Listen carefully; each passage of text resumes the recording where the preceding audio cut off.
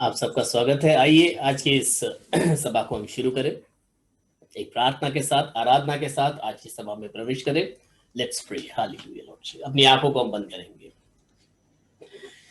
Hallelujah, hallelujah, hallelujah Lord Jesus. प्रभु यीशु, प्रभु धन्यवाद देते हैं फिर एक बार इस सुंदर शाम के समय। प्रभु हमें आपने इस स्थान में प्रभु एक मन होकर एकत्रित होने का अवसर दिया।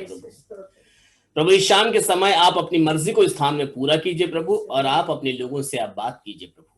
आज जो गीतों को हम गाते हैं, वाद्यों को बजाते हैं, वचन को सुनते सुनाते हैं, इन सारी बातों के द्वारा प्रभु आपको ही मान, महिमा, आदर और गौरव मिलने पाए प्रभु यीशु मसीह। और जितने भी प्रभु जूम में या यूट्यूब में प्रभु इस आराधना में जुड़ते हैं, वे आप में आत्मिक तसल्ली को प्राप्त करें, आपका दर्शन प्राप्त करने पाए प्रभु, और प्रभु उनके जीवन में आपकी अद्भुत इच्छाएं पूरी होने पाए प्रभु। जैसे अब तक भी प्रभु आपने हमारी अगुवाई की, हमारे संग रहे प्रभु, आगे भी हमारी अगुवाई कीजिए। अब प्रार्थना हमारे उद्धार करता प्रभु यीशु मसीह नासरी के नाम से मांगते हैं, आमीन, आमीन, आमीन, आमीन। Praise the Lord. सो आइए कुछ गीतों को गाकर प्रभु यीशु मसीह की आराधना में हम प्रवेश करें। Hallelujah Lord.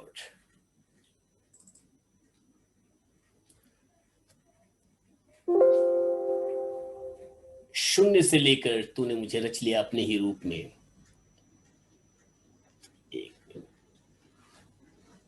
Hallelujah Lord Jesus.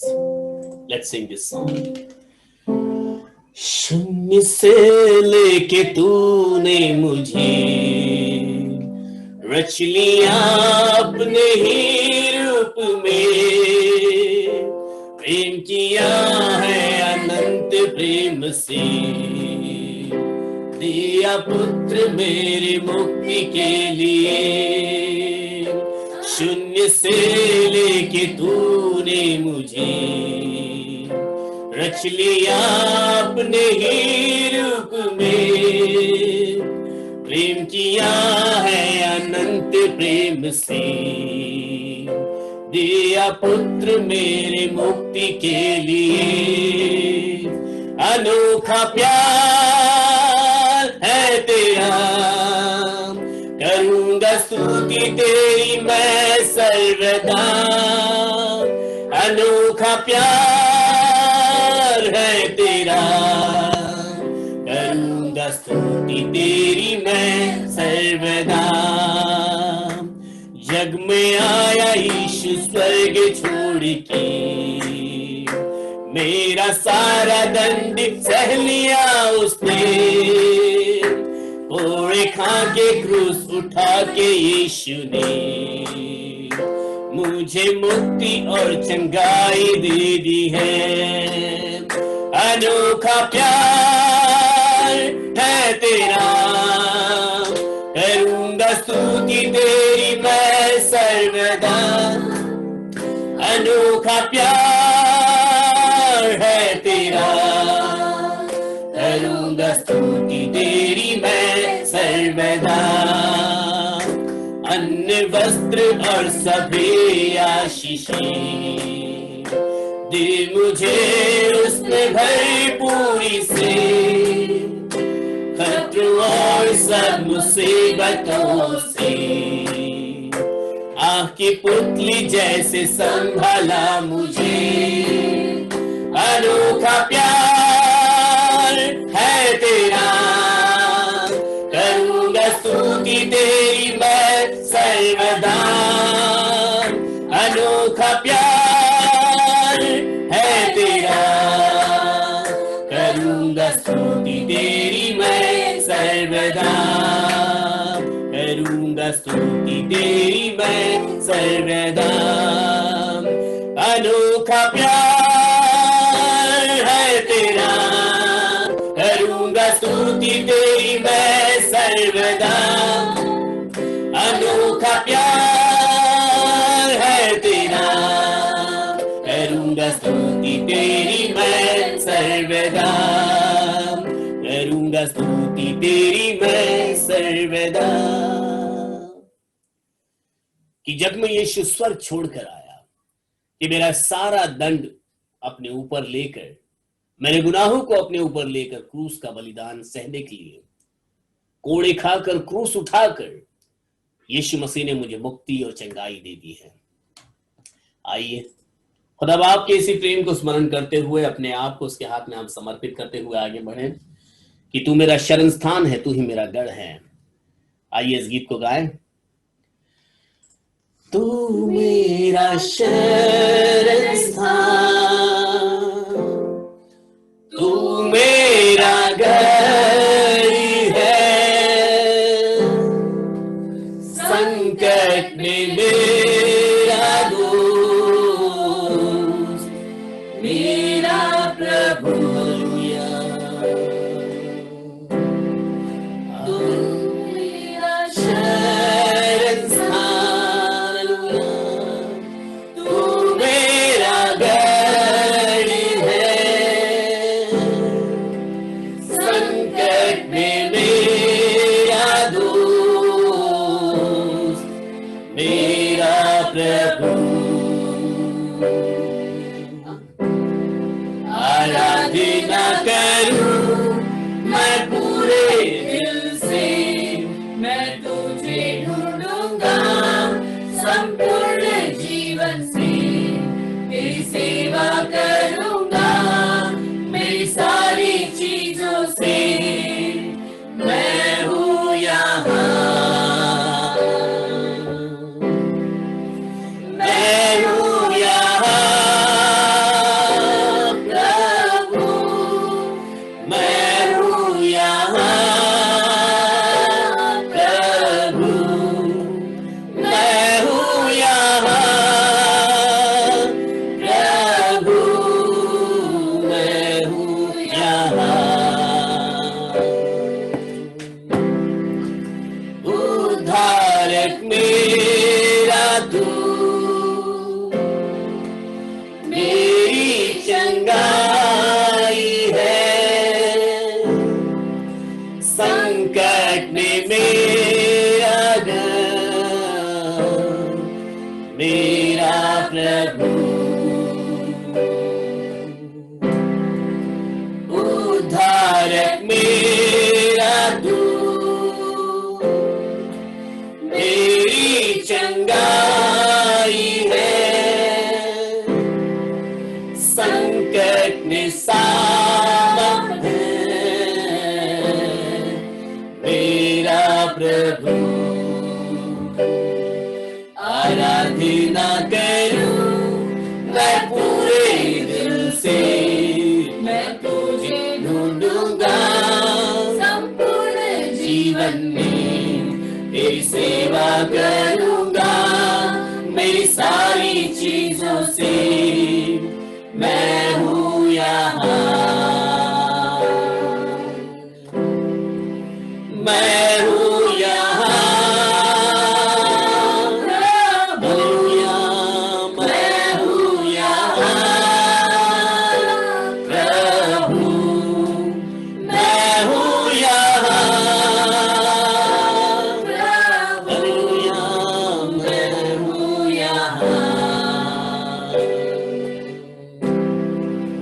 तू मेरा चरवाहा, सांत्वना है मेरा, छुपने का स्थान है मेरा प्रभु। ओ तू मेरा चरवाहा, सांत्वना है मेरा, छुपने का स्थान है मेरा प्रभु।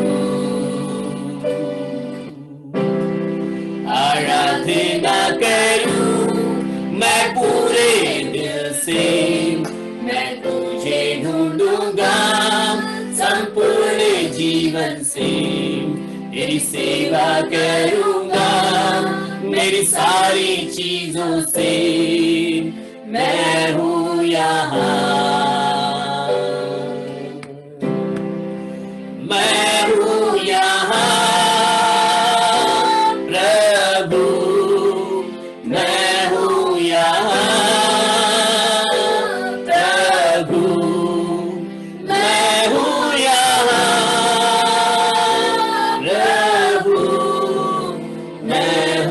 यहाँ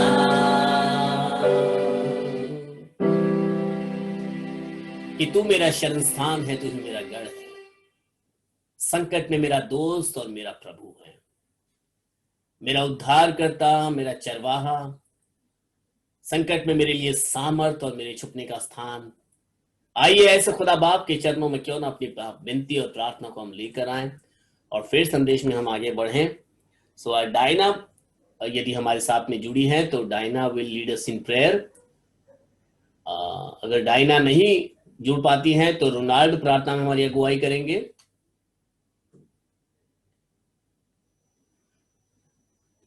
सो Ronald, you lead us in prayer.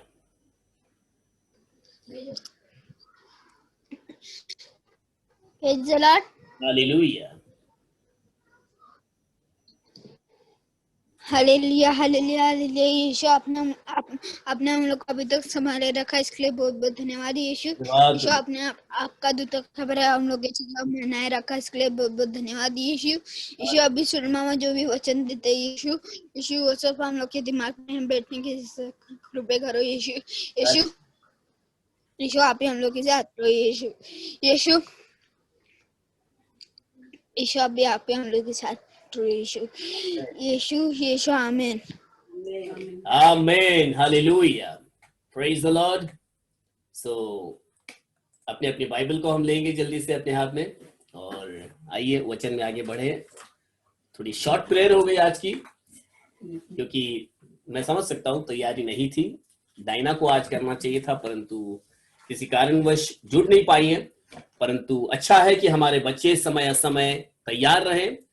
सिर्फ बच्चे नहीं परंतु हर कोई हमें तैयार रहना है प्रार्थना करने के लिए, वचन पढ़ने के लिए। जैसे मैं आपको बताता हूं कि यदि मैं प्रचार कर रहा हूं, यदि पास्टर राज मेसी प्रचार कर रहे हैं, यदि ब्रदर गोविंद, सिस्टर सिमरन या कामिनी या में से कोई प्रचार कर रहे हैं, तो जरूरी नहीं है कि जहां से प्रचार हो रहा है वहीं से वचन पढ़ा जाए। मैं तो चाहूंगा इतना अच्छा अवसर हमें मिला है, हम जूम में अपने माइक को तुरंत अनम्यूट करके पढ़ सकते हैं। तो सिर्फ बाइबल लेकर बैठे न रहे, तैयार रहे। अगर मौका मिलता है तुरंत पढ़ने का तो आप भी पढ़ सकते हो, अच्छा रहेगा। सभी लोग प्रैक्टिस में रहेंगे इसमें। तो अपने बाइबल को निकाल लीजिए और यदि आपको जल्दी मिल गया है, सिरिल से पहले, मुझसे पहले या कामिनी यहाँ पर मेरे साथ में बैठी है उससे पहले, यदि कोई निकाल कर पढ़ता है तो आप सबका स्वागत है। अच्छा रहेगा, इसमें सभी लोगों का इन्वॉल्व इसमें रहेगा, सब लोग इसमें इन्वॉल्व हो पाएंगे। क्योंकि समय ऐसा है कि कुछ खास विषयों पर हमें बात करना बहुत जरूरी है। पास्टर राज मसीह बहुत अच्छा विषय हमारे साथ में साझा कर रहे हैं और मैं यकीन करता हूं कि आप लोगों को शायद ये विषय समझ में आ रहा होगा। प्रार्थना के हर कोने वो कवर कर रहे हैं और काफी अच्छा सब्जेक्ट आज कलीसिया के साथ में उन्होंने पिछले 4-5 7वां सेशन कल उन्होंने दिया। कल उनका 7वां भाग था प्रार्थना के विषय पर। तो मैं यकीन करता हूं कि काफी कुछ अच्छा सीखने को मिला होगा। तो आइए आज एक विषय के ऊपर, विषय मतलब जितना बाइबल में से ज्यादा हम सीख कर ले सकते हैं बहुत अच्छा होगा, हमारे लिए एक अच्छा अवसर है। क्योंकि वचन बताता है, आइए जल्दी से निकालेंगे गलतियों की पुस्तक और उसके 6 अध्याय के 7 वचन को निकालेंगे हम। बुक ऑफ गैलेशियंस चैप्टर 6-7, गलतियों 6 अध्याय 7 वचन।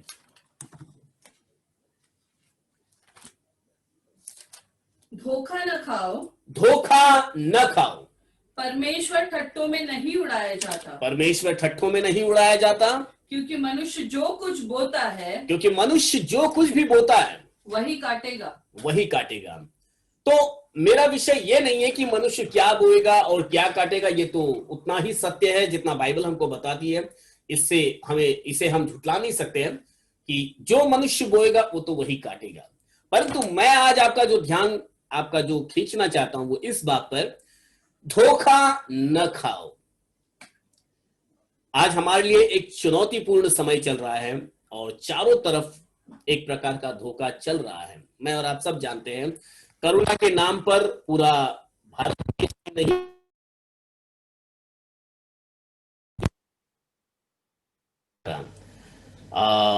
क्या मेरी आवाज सबको सुनाई दे रही है? थोड़ा सा माइक का सेटिंग चेंज हो गया शायद। एक मिनट, ओके, सुन रहे सब लोग मुझे? या तो हम में से कोई समझ नहीं पा रहे हैं कि थोड़ा सा किसी ने खांस दिया, थोड़ा सा किसी को बुखार आ गया, थोड़ा सा कोई कमजोर पड़ गया, तो ये एग्जैक्टली है क्या, कुछ किसी को समझ नहीं आ रहा। और चारों तरफ एक प्रकार का धोखे का माहौल छाया हुआ है, समझ नहीं आता। डॉक्टर कुछ भी कह रहे हैं, किसी का इलाज, किसी पर भी कुछ भी तरीके से इलाज भी हो रहा है, परंतु बाइबल हमको बताती है कि धोखा न खाओ। तो कुछ तो हमें सतर्क होने के लिए बाइबल ने हमें कुछ खास बातें यहां पर बताई है। हमें धोखा नहीं खाने के लिए बुलाया गया है। एक चेतावनी मुझे और आपको दी जा रही है कि हम धोखे में न आ जाए, क्योंकि धोखा यानी कि इसको हम डिसीव है ना, डिसेप्शन बोलेंगे इसको। चारों ओर एक प्रकार का डिसेप्शन अपना मुंह पसारे खड़ा है, परंतु मैं और आप जब मसीहियत को लेकर चलते हैं, यदि खुदा बाप ने मुझे और आपको अपनी पहचान दी है, यदि मैं और आप क्रिश्चियन यानी कि मैं कहूंगा कि हम चर्च जाने वाले, बाइबल का वचन पढ़ने वाले, प्रार्थना करने वाले, सबसे उत्तम यीशु मसीह को जानने वाले, सिर्फ चर्च जाने वाले काफी नहीं होगा, सिर्फ बाइबल पढ़ने वाले काफी नहीं होगा, सिर्फ प्रार्थना करने वाले भी काफी नहीं होगा। क्योंकि प्रार्थना तो हर दूसरा व्यक्ति प्रार्थना करता है, जब वो डर जाता है, किसी परिस्थिति में पड़ता है, वो प्रार्थना करने लगता है। लेकिन सबसे महत्वपूर्ण बात है जो यीशु मसीह को जानने वाले, खासकर यदि हम में से यीशु मसीह को जानने वाले हैं, हमारे लिए एक चेतावनी है बाइबल के अंदर, हमें धोखा नहीं खाना है। धोखा खाने की परिस्थिति है, धोखा खाया जा सकता है। ऐसे ही नहीं लिखा गया, पौलुस ने गलतियों की सभा को यह बात एक चेतावनी के रूप में लिखी कि धोखा मत खाओ, क्योंकि चांसेस है पूरे धोखा खाने के। हम में से कोई नहीं कह सकता मुझे कोई धोखा नहीं दे सकता, मैं तो ऐसा जानता हूं, मैं तो वैसा जानता हूं, मुझे तो बहुत सारी बातें मालूम है। परंतु बाइबल बताती है देयर आर चांसेस, ऐसा हो सकता है कि हम धोखे में पड़ सकते हैं, क्योंकि धोखाधड़ी तो उत्पत्ति से चली आ रही है। धोखाधड़ी आजकल की बात नहीं है, ये उत्पत्ति की पुस्तक से धोखा शुरू हुआ है। क्योंकि मैं और आप सब जानते हैं धोखा देने वाला है कौन। हमारे समझ के अंदर, हमारे शब्दों के अंदर, क्रियाओं के अंदर हमें ऐसा लगता है कि धोखा सिर्फ मनुष्य देते हैं, ऐसा नहीं है। धोखा देने वाला एक मूल पिता है, एक मूल व्यक्ति है, एक मूल स्थान है जहां से धोखा आता है। हम सब जानते हैं धोखा देने वाला शैतान है। और रेवलेशन की पुस्तक उसके 12 अध्याय के 12 वचन को यदि आप पढ़ोगे, जल्दी से निकालिए आपके बाइबल में, देखो क्या लिखा है। मेरे बाइबल में तो ऐसा लिखा है, हमारे पास जो बाइबल है उसमें तो ऐसा ही लिखा है, रेवलेशन 12:12 में, जल्दी से पढ़े। इस कारण हे स्वर्गों हाँ और उनमें रहने वालों, स्वर्गों में और उनमें रहने वाले मगन हो हे पृथ्वी और समुद्र, हाँ तुम पर हाय। देखो, स्वर्ग में रहने वालों को तो कोई टेंशन नहीं है, मगन रहो, मस्त मरो, एकदम कोई प्रॉब्लम नहीं है। क्योंकि प्रॉब्लम कहां पर है? पृथ्वी में लिखा है, हाँ, हे पृथ्वी और समुद्र तुम पर हाय, क्योंकि शैतान बड़े क्रोध के साथ, क्योंकि शैतान जो है ना बड़े क्रोध के साथ पृथ्वी पर, हाँ आगे, तुम्हारे पास उतर आया है, तुम्हारे पास उतर कर आया है, क्योंकि जानता है, क्योंकि वो जानता है कि उसका थोड़ा ही समय और बाकी है। देखो, बड़े क्रोध के साथ आया है, जल्दबाजी में आया है, फटाफट काम कर रहा है, क्योंकि शैतान जानता है उसके पास टाइम नहीं है। हम सब गफलत में बैठे हुए हैं, आराम से बैठे हुए हैं, हमें कोई जल्दी नहीं है। हम तो सोच रहे हैं कि चलो जब न्याय का दिन आएगा तब आ जाएगा, तब तक तो आराम से जी लेंगे, ऐसा भी कर लेंगे और वैसा भी कर लेंगे और धोखे में आ जाएंगे, समय मिल जाएगा हमें तैयारी करने का। परंतु शैतान आराम से नहीं बैठा है, वो पृथ्वी पर आया है। हम सबों के लिए सतर्क होने का कारण बताया गया है। स्वर्ग वालों के लिए कोई टेंशन नहीं है, जो स्वर्ग में है, स्वर्गदूत है, परमेश्वर है, वहां पर लिखा है कि वहां पर तो मगन होने का कारण है। एक बार हमारा न्याय हो जाएगा, हम स्वर्ग में परमेश्वर के सामने रहेंगे, वो तो मगन रहने का समय है, क्योंकि वहां पर धोखाधड़ी नहीं होगी। धोखाधड़ी यदि कहीं हो रहा है तो कहां हो रहा है? पृथ्वी पर हो रहा है, मेरे और आपके बीच में हो रहा है। विषय बहुत लंबा है, इसलिए मैं उसको शॉर्ट करके बताऊंगा आपको। शैतान के पास टाइम भी नहीं है, वो बहुत जल्दी कर रहा है, और क्योंकि जल्दबाजी में कर रहा है, हमें समझ में नहीं आ रहा है कि उसका इतना तेज काम कितनों को धोखे में डाल रहा है। मैं और आप भी धोखे में पड़ रहे हैं। उसका धोखा देने का कुछ कारण है, वो मैं जल्दी जल्दी आपको बताना चाहूंगा। क्यों वो आज मुझे और आपको धोखा देने के लिए दिन और रात जल्दबाजी में काम कर रहा है, पूरे गुस्से में, मतलब ऐसा लिखा क्रोध के साथ, इसका मतलब है पूरे जोश के साथ में काम कर रहा है। वो क्रोध मतलब जोश, उसको जल्दी जल्दी करना है, पूरे सृष्टि में जितने ज्यादा से ज्यादा लोगों को गुमराह कर सके वो गुमराह करना चाहता है। आइए जल्दी से एक एक बिंदु को मैं निकालना चाहूंगा। उत्पत्ति उसके 3 अध्याय का 1 वचन क्या बताता है, क्यों शैतान यहां पर इन दोनों को धोखा दे रहा था। उत्पत्ति 3 अध्याय 1 वचन।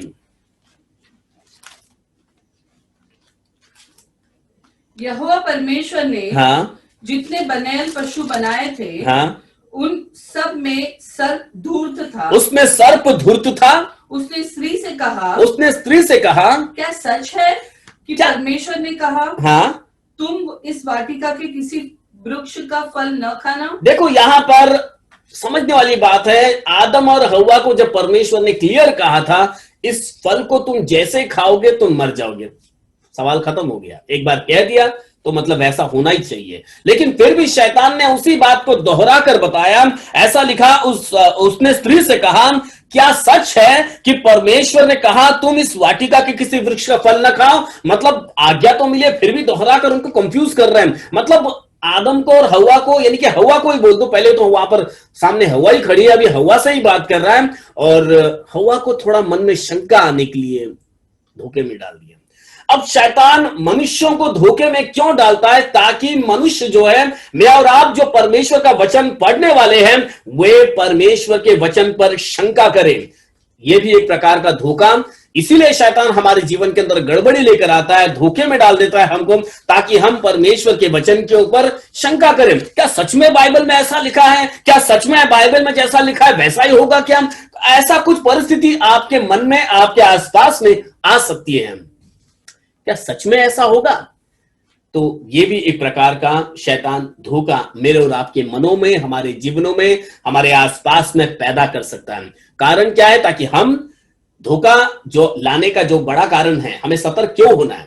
इसीलिए सतर्क होना है ताकि शैतान हमारे मनों में परमेश्वर के वचन के प्रति कोई शंका न उत्पन्न कर दे। इसलिए जब जब हम परमेश्वर के वचन को पढ़े, पूरे विश्वास के साथ में पढ़े, पूरे कॉन्फिडेंस के साथ में पढ़े, जब ये परमेश्वर ने लिखा हुआ है तो बस परमेश्वर का वचन है, इसमें कोई शंका करने वाली बात ही नहीं है। जब परमेश्वर ने कह दिया है इस फल को खाने से मृत्यु आ सकती है, तो आ सकती है। ऐसा नहीं है कि शैतान ने बोले क्या सच में आ सकती है, क्या सच में ऐसा हो सकता है, और शंका आ सकती है। दूसरा, उसी 3 अध्याय के 4 और 5 को यदि हम देखेंगे, 4 और 5 पढ़े उसका। तब सर्प ने स्त्री से कहा, तुम निश्चय न मरोगे, वरन परमेश्वर आप जानता है, परमेश्वर तो आप ही जानता है कि जिस दिन तुम इसका फल खाओगे, उसी दिन तुम्हारी आंखें खुल जाएंगी। हाँ, और तुम भले बुरे का ज्ञान पाकर परमेश्वर के तुल्य हो जाओगे। अब देखो, परमेश्वर ने तो कह दिया था हव्वा को इस फल को खाओगे तो मर जाओगे। सबसे पहले बात शैतान ने शंका डाल दी, क्या सच में ऐसा कहा था? फिर बाद में दूसरा, यहां पर शैतान क्या कर रहा है? शैतान कन्विंस करना चाहता है। शैतान यह चाहता है कि मनुष्य जो है परमेश्वर की ना सुने परंतु मेरी सुने। आज संसार के अंदर ऐसी कई बातें हमें कन्विंस करना चाहती है कि परमेश्वर ने जो कहा है वहां पर थोड़ा सा विचार करना चाहिए आप लोगों को। संसार के पास कुछ और अच्छा है बोलने के लिए। यहां शैतान अच्छी मार्केटिंग कर रहा था। एक तो धोखे में डाल रहा है, और धोखा क्यों दे रहा है? क्योंकि शैतान चाहता है कि मनुष्य उसकी सुने। अगर उसी वक्त हव्वा ने परमेश्वर पर भरोसा रखकर उस धोखे के ट्रैप में न आकर यदि शैतान को उसी वक्त धुड़का दिया होता कि भाई परमेश्वर ने जो मुझसे कह दिया है, अब मैं तेरी नहीं सुनना चाहती, तो वहीं पर दूसरी विजय उसको मिल जाती। परंतु आराम से हव्वा सुनने लगी, उसका प्रचार सुनने लग गई, और वो जो लुभावना प्रचार कर रही है उसके ऊपर हव्वा विश्वास भी करने लग गई। हाँ, हो सकता है। शैतान चाहता भी तो यही है। शैतान यही चाहता है कि हम परमेश्वर के लोगों से कुछ ना सुने, बाइबल में से कुछ ना माने, परमेश्वर से कुछ भी जो है उसका यकीन ना करें। परंतु शैतान क्या बोलता है, ये वर्ल्ड हमसे क्या कहता है, संसार के लोग, संसार की बुद्धि हमसे क्या कहती है, वो हम सुने, ऐसा शैतान चाहता है। ये दूसरा कारण है मनुष्य को धोखे में डालने का। आप समझ जाइएगा कि कहां, किस क्षेत्र में हमें धोखे में नहीं पड़ना है। हमें परमेश्वर की सुननी है, ना कि शैतान की सुननी है। शैतान चाहता है कि हम उसकी सुने। तीसरी बात को हम देखेंगे जल्दी से, उसी के 5वीं आयत वापस पढ़ेंगे। वरन परमेश्वर आप जानता है, परमेश्वर खुद जानता है, ऐसा शैतान बोल रहा है, कि जिस दिन तुम उसका फल खाओगे, हाँ, उसी दिन तुम्हारी आंखें खुल जाएंगी, हाँ, और तुम भले बुरे का ज्ञान पाकर हाँ, परमेश्वर के तुल्य हो जाओगे। आमीन। तो यहां पर देखो, शैतान एक तीसरी बात इनके मन में डाल रहा है। धोखा देने का तीसरा कारण यह है कि शैतान चाहता है कि मैं और आप, परमेश्वर ने जो मेरे और आपके लिए भलाई को सोचा है, देखो परमेश्वर ने मुझे और आपको यदि इस विश्वास में बुलाया है, मुझे और आपको एक मसीहत की पहचान दी है, तो कुछ खास कारण के लिए दी है। ऐसे ही बस भीड़ को विश्वास में लेकर आया, इसलिए आपको भी विश्वास में लेकर आया। एक भीड़ बढ़ानी थी, इसलिए नहीं, प्रभु ने यहां पर कभी भी भीड़ के ऊपर ज्यादा जोर नहीं दिया। चंद लोग, मतलब अगर थोड़े भी लोग रहेंगे ना, ऐसा वचन भी स्पष्ट बताता, जहां 2 या 3 भी मेरे नाम से इकट्ठा होंगे, वहां पर मैं मौजूद रहूंगा। तो परमेश्वर ने हमेशा ही मनुष्य के भलाई के बारे में सोचा है, लेकिन शैतान ने हमेशा मनुष्य के मन को धोखा दिया और यह बताने की कोशिश की कि नहीं, परमेश्वर तो आपके भले के लिए सोच ही नहीं रहा। देखो, परमेश्वर जानता है कि आपको तो अनंत जीवन मिल जाएगा ये फल खाकर, लेकिन परमेश्वर ऐसा कर नहीं रहा है। देखो, आपको अनंत जीवन से दूर रख रहा है। तो शैतान का हमें धोखा देने का ये तीसरा कारण है कि वो हमारे मनों में ये बात डाल दे कि परमेश्वर हमारे भले की नहीं सोचता, परंतु हमारे नुकसान की सोचता है। परमेश्वर ऐसा नहीं है। जब परमेश्वर ने मुझे और आपको बुलाया है, देखो मेरे और आपके लिए यीशु मसीह ने क्रूस पर अपना बलिदान दे दिया। क्यों? वचन तो स्पष्ट बताता, 3:16 तो स्पष्ट लिखा हुआ है, ताकि हम नाश न हो जाए। वो तो हमारे अनंत जीवन के लिए बलिदान हो गया। हाँ, कोई ना ऐसा किसी ने कभी किया, ना कोई कर सकता ये, परंतु यीशु मसीह ने किया, क्योंकि वह हमारी भलाई चाहता है। परंतु शैतान एक झूठ हमारे मन में डाल देना चाहता है, एक धोखे की बात हमारे अंदर डाल देना चाहता है कि नहीं, परमेश्वर हमारे भले की नहीं परंतु हमारे नुकसान की चाहता है। देखो, हव्वा के मन में भी ऐसा आ गया कुछ, तो हाँ यार, ये फल खाएंगे तो अनंत जीवन मुझे मिल सकता है, हम परमेश्वर के ज्ञान के बराबर हो जाएंगे, तो मतलब परमेश्वर ने हमसे भलाई की बात छुपा कर रखी। परंतु ऐसा नहीं है, इस बात को आप ध्यान में रखिएगा। चौथी बात, उसके 6 वचन को पढ़ेंगे।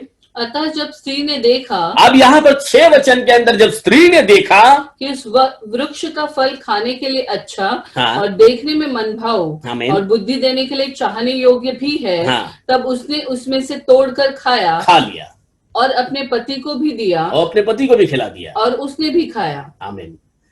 क्या आप समझ रहे हो? चौथा बात, क्या कारण हो सकता है शैतान ने मनुष्यों को धोखा क्यों दे रहा है? क्यों शैतान मनुष्यों को धोखे के अंदर बढ़ाते रहना चाहता है, धोखे में ही रखना चाहता है? क्योंकि जैसे इस शैतान ने हव्वा को धोखा देकर अनाज्ञाकारिता करवा दी, परमेश्वर की आज्ञा ही तोड़ने लगा दिया, एक बड़ा पाप ही करवा दिया उसे, ताकि मनुष्य परमेश्वर की आज्ञाओं को मानना छोड़ दे। हालेलुया। जस्ट ये ट्रैप को मुझे और आपको समझ लेना पड़ेगा। चारों शैतान ने एक प्रकार का धोखे का ऐसा जाल बना दिया है। जानने में कहो या अनजाने में कहो, मनुष्य तो कर देता ही है, क्योंकि मनुष्य को भी कंफर्ट लेवल ढूंढना है। अगर शैतान कुछ बोल रहा है, सुनने में अच्छा लग रहा है, देखने में मनभाव लग रहा है, फल और जरा अच्छी मार्केटिंग हो जाएगी, थोड़ा यहां वहां की घुमा फिरा कर बात करेंगे तो मजा आता है सुनने के लिए, चलो कर लेंगे ऐसा, लेकिन इस धोखे में न पड़े। यहां पर 6 आयत को हमने लिखा, अतः जब ऐसा हुआ उसके बाद स्त्री ने देखा कि उस वृक्ष का फल खाने में अच्छा दिख रहा है, देखने में मनभाव है, तो फिर बुद्धि देने के लिए भी चाहने योग्य, जैसा शैतान ने बताया है, तोड़कर खा लिया। परमेश्वर ने तो मना किया था मत खाना, परंतु क्योंकि शैतान के धोखे में आ गए, ट्रैप में आ गए और पाप कर बैठे। शैतान चाहता भी तो यही था कि मेरी मार्केटिंग किस लिए हो, मैं धोखा दूं तो क्यों दूं, ताकि मनुष्य परमेश्वर की आज्ञाकारिता करे ही नहीं, वो परमेश्वर की आज्ञाओं को तोड़े, वो पाप में गिर जाए, और जिस मकसद के लिए परमेश्वर ने आदम और हव्वा को बनाया था वो मकसद ही गड़बड़ में गिर जाए। मुझे और आपको भी परमेश्वर ने कुछ खास मकसद से ही बुलाया हुआ है।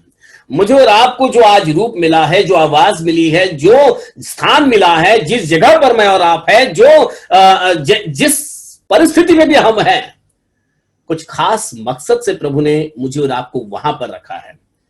यदि परमेश्वर ने आदम और हव्वा को अदेन के बगीचे में रखा तो भी कुछ खास कारण से ही रखा था।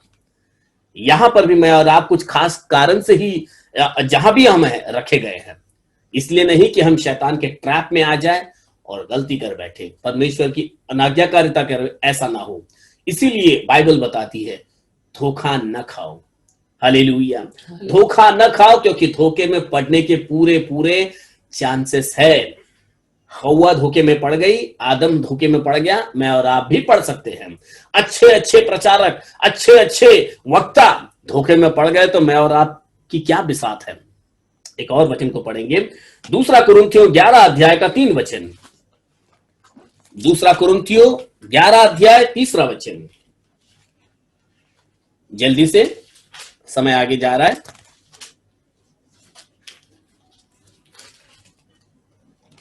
परंतु मैं डरता हूँ हाँ, कि जैसे सांप ने अपनी चतुराई से हाँ, हव्वा को बहकाया, हाँ, वैसे ही तुम्हारे मन उस सीधाई और पवित्रता से जो मसीह के साथ होनी चाहिए, हाँ, कहीं भ्रष्ट न किए जाएं। कहीं भ्रष्ट ना कर दिए जाएं।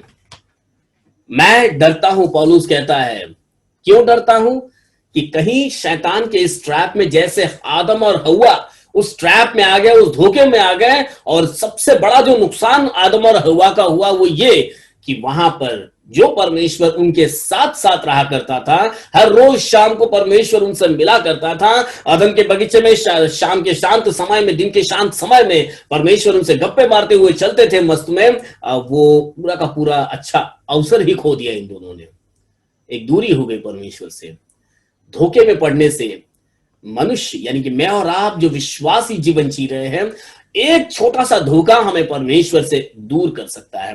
यहां पर पौलुस भी उसी डर को बता रहा है कि मैं डरता हूं, जैसे सांप ने अपनी चतुराई से हव्वा को बहका दिया, वैसे ही तुम्हारे मन उस सिधाई और पवित्रता से जो मसीह के साथ होना चाहिए। किसके साथ होना चाहिए? मसीह के साथ होना चाहिए। लेकिन शैतान का धोखा, शैतान का जो गफलत, जो हमें जिस गड़बड़ी में वो डाल देता है, यह हमें मसीह से दूर न कर दे, कहीं भ्रष्ट न कर दिए जाए, कहीं हमारी ये संगति टूट न जाए, कहीं हम परमेश्वर के लोगों से रहित ना हो जाएं, कहीं हम परमेश्वर के वचन से दूर ना हो जाएं, कहीं हम परमेश्वर की आशीषों से दूर ना हो जाएं। पौलुस इस बात का भय आज मेरे और आपके सामने प्रकट करता है। शैतान यही चाहता है, यदि मैं और आप धोखे में पड़ जाएंगे, यदि मैं और आप इन दिनों में सतर्क नहीं रहेंगे, तो मेरे और आपके लिए यह नुकसान बहुत बड़ा होगा। परमेश्वर की संगति से हम दूर हो जाएंगे, जैसे आदम और हव्वा परमेश्वर की संगति से दूर हो गए, रहित हो गए। परमेश्वर का प्रेम उन दोनों के लिए कम नहीं हुआ। परमेश्वर ने फिर भी उनकी जरूरतों को पूरा किया। परमेश्वर ने फिर भी अपनी योजना को आगे बढ़ाया। परमेश्वर ऐसे सर पर हाथ रखकर और पछताने वाला परमेश्वर नहीं है। जहां से मनुष्य सब गड़बड़ कर देगा, परमेश्वर नई सृष्टि बनाना शुरू कर देता है। परमेश्वर की योजनाएं और आगे बढ़ती जाती हैं। परमेश्वर की योजनाओं को कोई नहीं रोक सकता, वो तो बढ़ता ही जाएगा आगे। परंतु हम मनुष्य गड़बड़ी कर डालते बीच में। कई बार इस सृष्टि के अंदर ऐसा हुआ है, मनुष्यों ने अपने क्रियाओं से परमेश्वर की योजना को गड़बड़ में लाने का पूरा प्रयत्न किया, परंतु प्रभु का धन्यवाद हो कि आज तक परमेश्वर की योजना, उद्धार की योजना आगे बढ़ती जा रही है। हालेलुया। आइए एक और वचन को हम पढ़ेंगे, दूसरा थिस्सलुनीयों उसका दूसरा अध्याय का 3 वचन पढ़ेंगे पहले, और फिर 10 और 11 पढ़ेंगे। किसी रीति से किसी से धोखे में न आना, क्योंकि वह दिन न आएगा। किसी रीति से किसी के धोखे में न आना, क्योंकि वह दिन न आएगा जब तक धर्म का त्याग न हो। बस, तो यहां पर लिखा है किसी रीति से। आज शाम के समय, इससे पहले कि आप बिस्तर में जाओ खाना पीना खाकर, उसके पहले आपको इस बात को अपने जीवन में परखना होगा। वचन बताता है कि किसी भी रीति से किसी के धोखे में ना आना, मतलब किसी भी रीति से कहीं से भी धोखा आ सकता है। आप ऐसा कोई 2 सींग वाला शैतान, बड़े बड़े दांत वाला शैतान आने का इंतजार मत कीजिएगा। आप सोचोगे किसी दिन ऐसा शैतान आपके सामने आएगा और आपको यहां वहां की बातें बोलकर धोखा, ऐसा नहीं होगा। धोखा किसी भी क्षेत्र में कैसे भी आ सकता है, किसी भी रीति से आ सकता है। We have to be alert. लिखा है कि किसी भी रीति से किसी धोखे में न आना, है। उसका 10वां आयत क्या बोलता है, 10वां और 11वां? और नाश होने वालों के लिए अधर्म के सब प्रकार के धोखे के साथ होगा, क्योंकि उन्होंने सत्य से प्रेम नहीं किया। क्योंकि शैतान का ये जो आखिरी एक मैं आपको बता रहा हूं, क्यों शैतान मुझे और आपको धोखे में डालना चाहता है, क्यों पौलुस यहां पर थिस्सलुनीक की कलीसिया को कहता है किसी भी रीति से धोखे में मत आना, क्योंकि शैतान यहां पर एक मुख्य बात यह चाहता है कि वो लोगों से सत्य से प्रेम करने से लोगों को दूर करेगा। क्योंकि जब एक मनुष्य धोखे में आ जाएगा वो सत्य से प्रेम करना ही बंद कर देगा, एक ऐसे ट्रैप में आ जाएगा जहां पर उसके हृदय से परमेश्वर के प्रति प्रेम ही खत्म हो जाएगा। वो सच्चाई को नहीं चाहेगा परंतु संसार की झूठ की तरफ आकर्षित हो जाएगा, संसार की झूठ में ही अपने हाथ डालकर बैठ जाएगा और फिर वहां से वापस आने का उसका मन करेगा भी नहीं। और फिर बाद में उस ऐसे व्यक्ति के लिए हमें बहुत मशक्कत करनी पड़ती कि वो फिर से अपने सही मार्ग पर आ जाए। धोखा किसी भी क्षेत्र में आ सकता है। 11वीं आयत, इसी कारण परमेश्वर उनमें एक भटका देने वाली सामर्थ को भेजेगा कि वे झूठ की प्रतीति करें, ताकि जितने लोग सत्य की प्रतीति नहीं करते वरन अधर्म से प्रेम प्रसन्न होते हैं वे सब दंड पाएं। दंड है वहां पर। यदि हम अपने आप को उस धोखे के अंदर बनाए रखेंगे, अपने आप को यदि उस स्थान से उठाएंगे नहीं, सतर्क नहीं रहेंगे, तो परमेश्वर ऐसा नहीं है कि होने नहीं देगा। बाइबल में कई जगह पर हम देखते हैं परमेश्वर ने होने दिया है। अय्यूब का परखा जाना वहां परमेश्वर की मर्जी के बगैर नहीं हुआ वो। और ये कई जगह बाइबल में मैं ये बात आपको बता सकता हूं कि वहां पर परमेश्वर ने यह जानबूझकर होने दिया ताकि वहां पर उसको सच्चे लोग मिले। घास फूस से परमेश्वर को कोई काम नहीं है।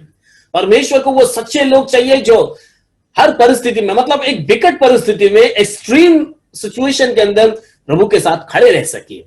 चेलों के अंदर वो खास बात हमने देखा, चेले धोखे में नहीं आए। कई जगह पर हम देखते हैं, एक जगह पर मुझे याद आता है अभी ऐसे कि पौलुस और सिलास चल रहे थे क्या, पत्रस चल रहा था।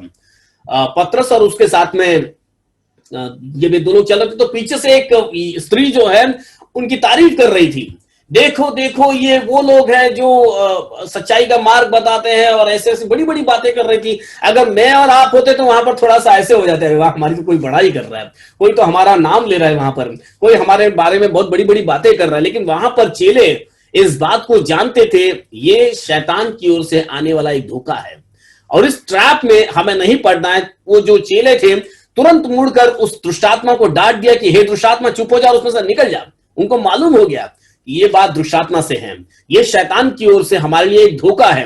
अगर इस धोखे में हम पड़ जाएंगे तो यहां हमारा काम नहीं होगा, फिर हम हमारे जीवन में जिस क्षेत्र में हम गिर जाएंगे।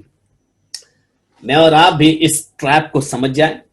जैसे गलतियों की पुस्तक 6 अध्याय के 7 वचन में मैंने और आपने पढ़ा अभी, धोखा न खाओ।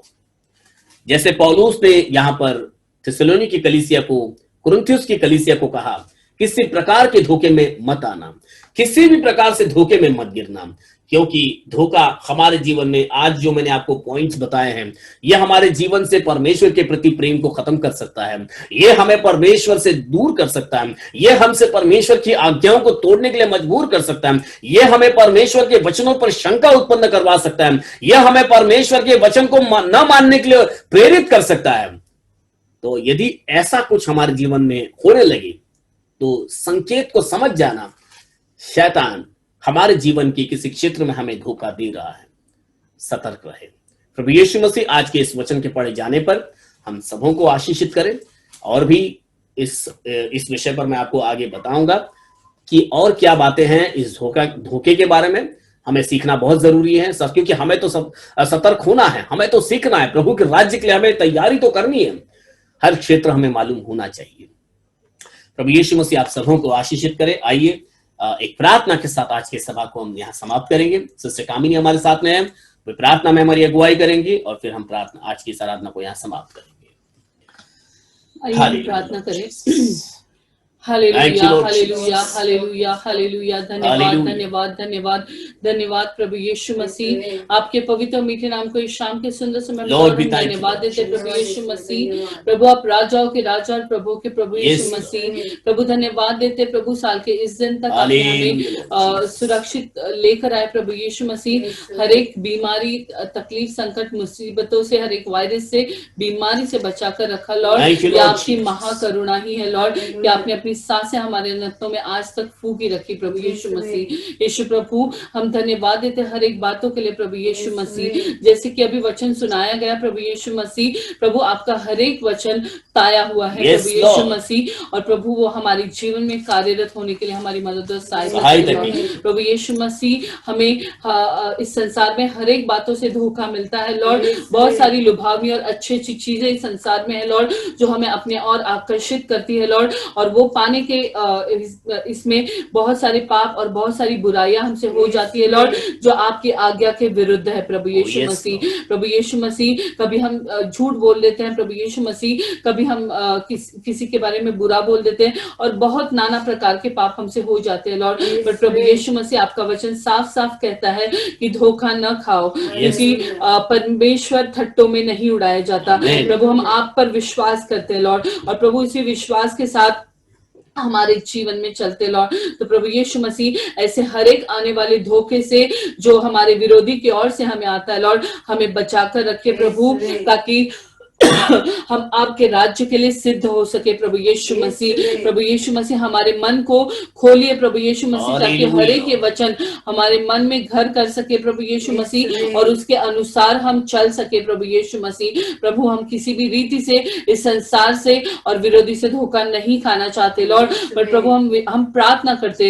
एक मन से प्रार्थना करते लॉर्ड, कि आपकी पवित्र आत्मा के अभिषेक से हम हर एक को भर दीजिए लॉर्ड प्रभु, ताकि हम कभी भी धोखा न खाने वाले बनेंगे प्रभु यीशु मसीह, क्योंकि आपकी आत्मा ही प्रभु हमें आपके मार्ग पर चलाएगी लॉर्ड। इतनी सारी दुख, संकट, परेशानियां आएंगी लॉर्ड, हम ना डरेंगे प्रभु, क्योंकि प्रभु यीशु मसीह आप में और आपकी पवित्र आत्मा में जो सामर्थ्य हमें मिलेगा लॉर्ड, वही हमारे जीवन के लिए, हमारे जीने के लिए प्रभु काफी है लॉर्ड। प्रभु यीशु मसीह हम हर एक की अगुवाई आपके आत्मा के जरिए से करिए लॉर्ड प्रभु यीशु मसीह। प्रभु हम दुआ करते हैं शाम के सुंदर समय में जितने भी सारे लोग आपके वचनों को सुनने के लिए यहाँ पर जुड़े हैं लॉर्ड, उन हर एक को आप आशीर्वादित करें प्रभु। उनके जीवन में क्या कमी घटी या उनके जीवन की क्या जरूरत है प्रभु, हम नहीं जानते लॉर्ड, बट सब कुछ जानने वाले आप खुदावंद है लॉर्ड। हर एक की मदद और सहायता करिए लॉर्ड प्रभु यीशु मसीह। आपके बच्चे प्रभु यीशु मसीह हर एक उत्तम आशीष आप ही से पाते आए हैं लॉर्ड, और इसके आगे भी प्रभु आप ही से प्राप्त करें प्रभु यीशु मसीह। प्रभु हम हर एक की अगुवाई आप करें प्रभु यीशु मसीह। पासवान को भी आप आशीर्वादित करें लॉर्ड, उन्हें प्रभु बल सामर्थ दिया, इसके लिए हम आपको धन्यवाद देते हैं प्रभु, और सुंदर से वचन के लिए जो आपने उनके जरिए से हमसे बात करी प्रभु, इसके लिए भी हम आपको धन्यवाद देते लॉर्ड। आगे के हर एक दिनों में आप हमारी अगुवाई करिए। ये सभी प्रार्थनाएं मैं प्रभु यीशु मसीह नासरी के नाम से मांगती सुना कबूल कीजिए। आमीन, आमीन, आमीन। स्वर्गीय मर्त्य पाताल के खुदावंद प्रभु यीशु मसीह का अनुग्रह और उसकी दया, प्रभु यीशु मसीह की आशीषें और शांति हम सबों के संग प्रभु यीशु मसीह के दूसरे आगमन तक बनी रहे। आमीन, आमीन, आमीन, आमीन।